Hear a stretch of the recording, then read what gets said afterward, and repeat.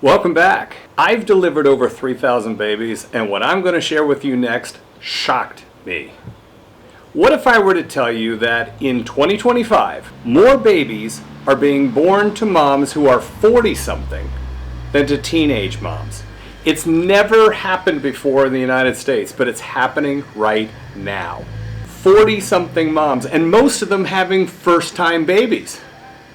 I gotta tell you, I've delivered a bunch of babies. I'm a board-certified OBGYN. I did not have this on my bingo card. So let's unravel this. Let's understand what's behind the numbers. What's driving this drop in teenage pregnancy? What's seeing a tripling of new moms and 40-something moms? And let's talk about what it means for the future of parenting and the societal and the economic impacts of it all. If you want to be a part of this conversation and future conversations like this, please, by all means, hit the like button, hit the subscribe button, and please share this with others that you know, your friends, your family, who might also want to be part of our conversations going forward. So not long ago, teen pregnancies were epidemic.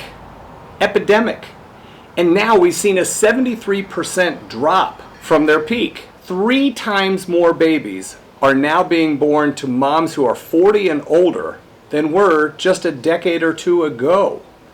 What's causing this massive reversal from really just since the beginning of the 2000s? Well, let's be very, very clear. First of all, most moms today are still between the ages of 21 and 35. And in fact, only about 4% of babies are born to teenage moms, and about 4.3% are born to 40-something moms. So we're still talking about smaller percentages. But again, this has never happened in the US ever before. So you might be asking, hey, Dr. Joe, is this dangerous? Well, yes and no. So there's no doubt. There's risk associated with having a baby when you're over 40 and in fact over 35.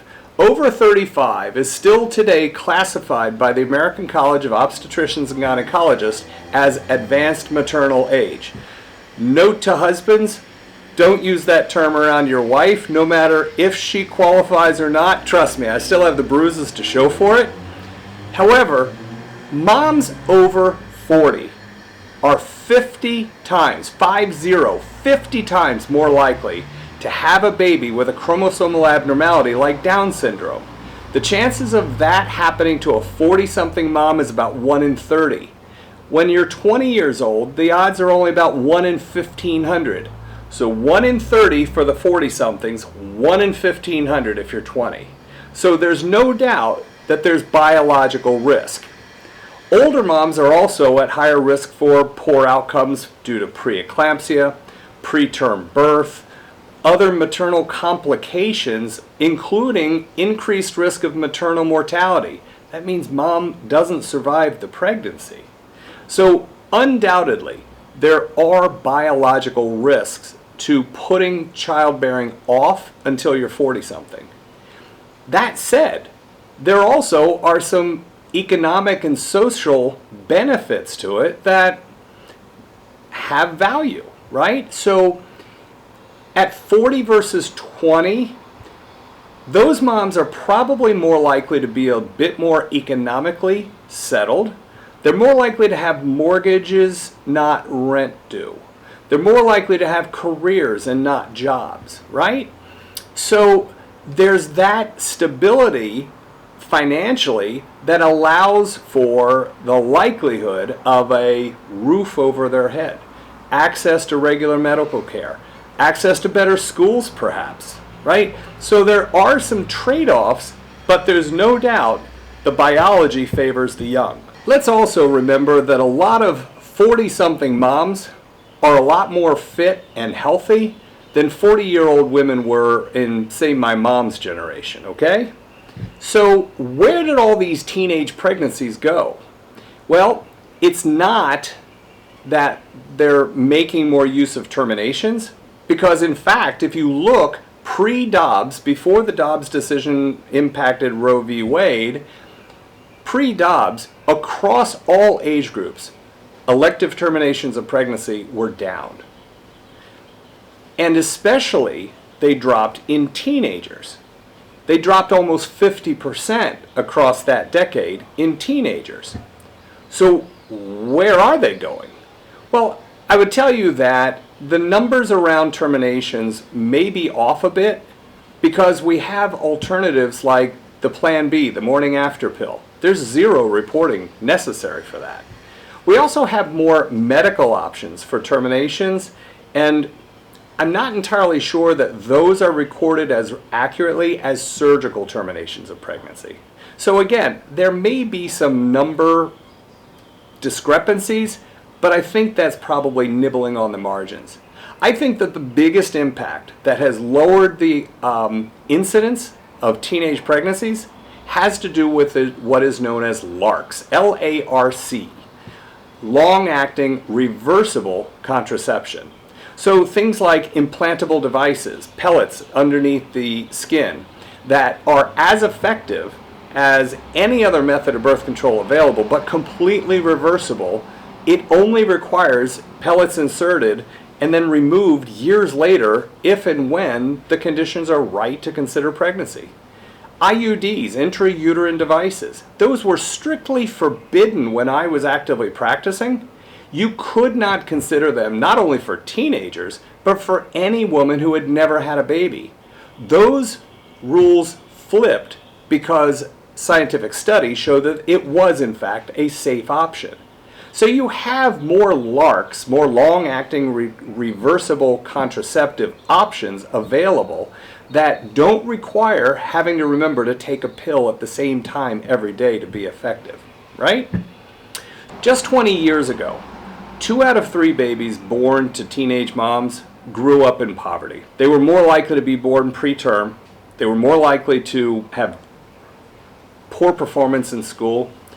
They were more likely to, as they grew up, be subjected to abusive relationships. So the good news is that we've seen a reduction in that risk for children.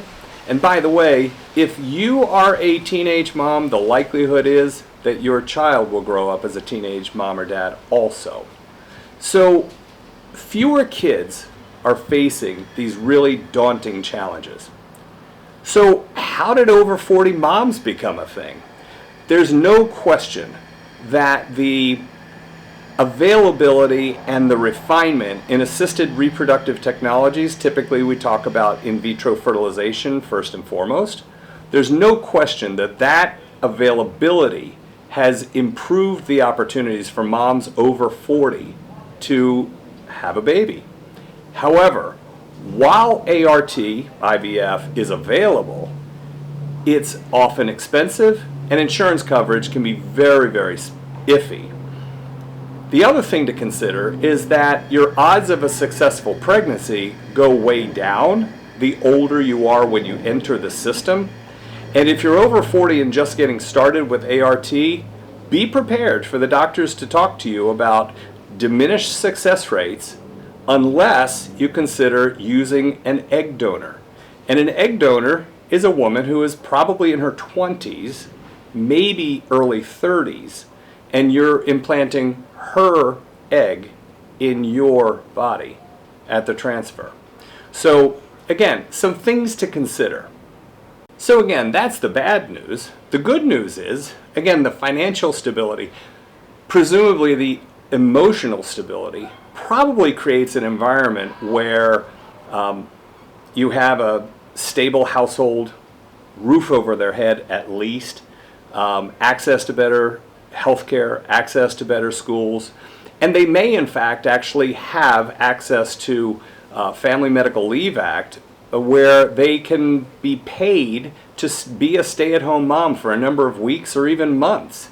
So there are some benefits. Sometimes life circumstances, whether it's illness or careers or whatever, lead a woman to choose to delay having a baby.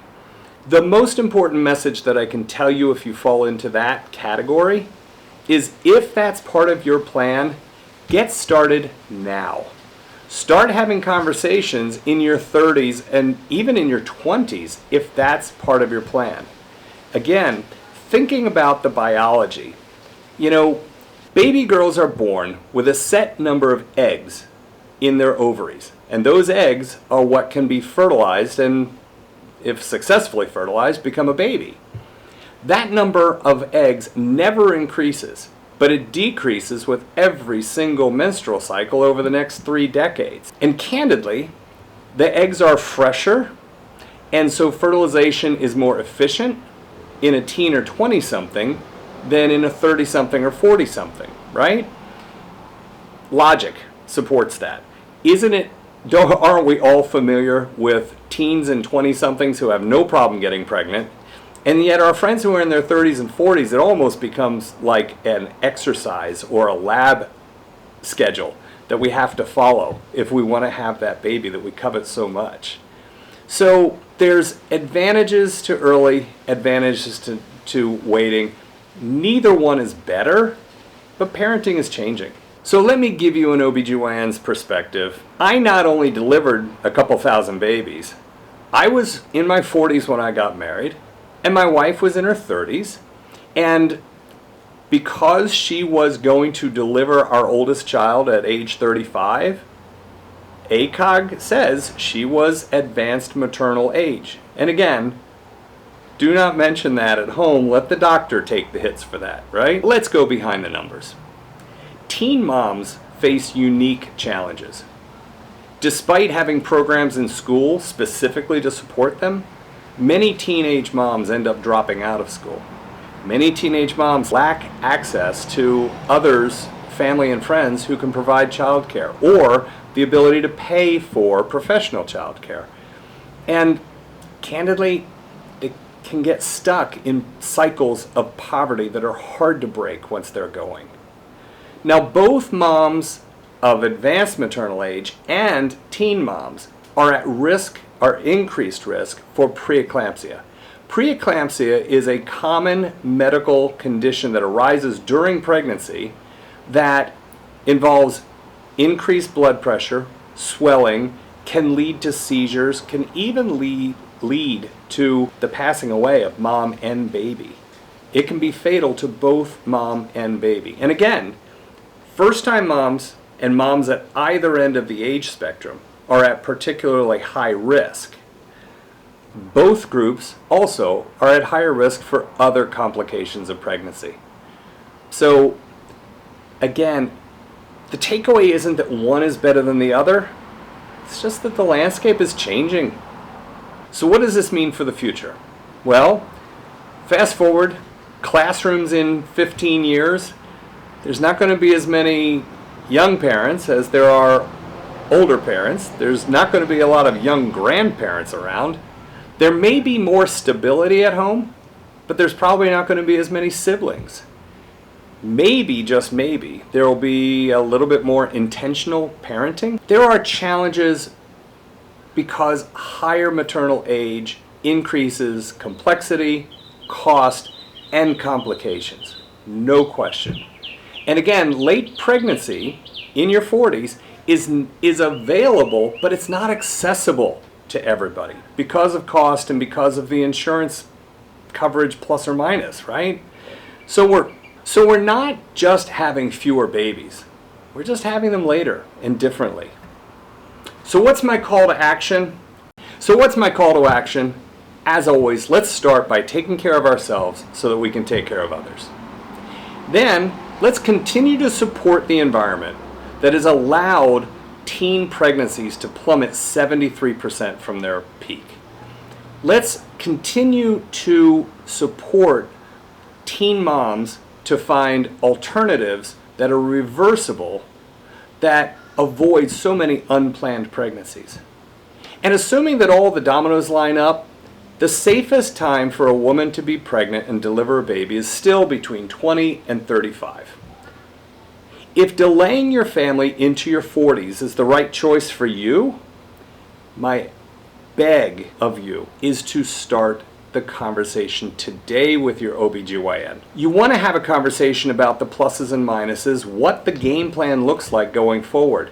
You want their help so that you can find the practice that provides assisted reproductive technologies, including IVF, that have a strong record of safety and successful outcomes. You want to start that conversation today. You may even want to consider working with the ART practices and donate your own eggs for freezing. Or if you're in a relationship, freeze embryos. And then you can implant them when the time is better. Finally, if you want more insights like this, if you want to continue to be a part of this conversation, again, please hit the like button, subscribe, and share this with others. Let's continue to learn together. Let's continue to advocate for ourselves and for our loved ones together. And let's try to live as healthy a life as we can. I'll see you again soon.